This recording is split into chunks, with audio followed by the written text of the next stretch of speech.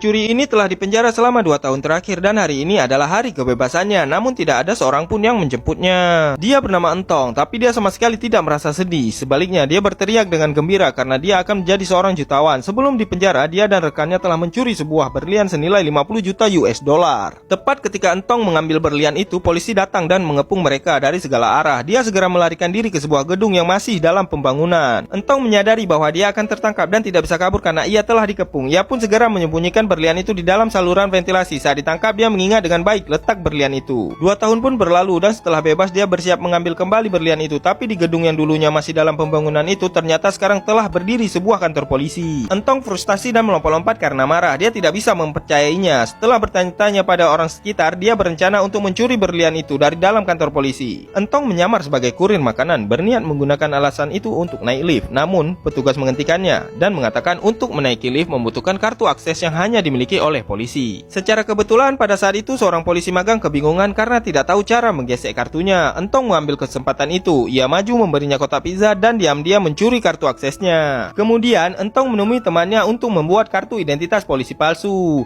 Di rumah ia menonton video tutorial menjadi polisi seutuhnya. Setelah mempelajari perilaku polisi, keesokan harinya Entong dengan percaya diri memasuki kantor polisi dan berhasil membuka lift. Namun saat pintu lift terbuka, di dalamnya penuh dengan petugas polisi. Dia tetap tenang dan masuk ke dalam lift sambil meniru gerak-gerik polisi. Begitu lift sampai di lantai 3, Entong segera pergi ke kamar mandi dan mencoba memanjat ke saluran ventilasi. Pada saat yang sama, seorang penjahat lain mencoba kabur. Untuk menjaga identitasnya tetap aman, Entong menendang penjahat itu hingga jatuh. Polisi pun datang dan ketika melihat saluran ventilasi terbuka, kepala polisi bertanya apa yang sedang terjadi. Si Entong dengan cepat menjelaskan bahwa penjahat itu mencoba melarikan diri melalui saluran ventilasi, tetapi dia berhasil menangkapnya tepat waktu. Entong pun menunjukkan rencana palsunya dan menambahkan bahwa dia baru dipindahkan dari unit lain. Kepala polisi tidak curiga sama sekali. Karena kekurangan staf di kantor itu, kepala polisi menunjuk Entong untuk menjadi rekannya.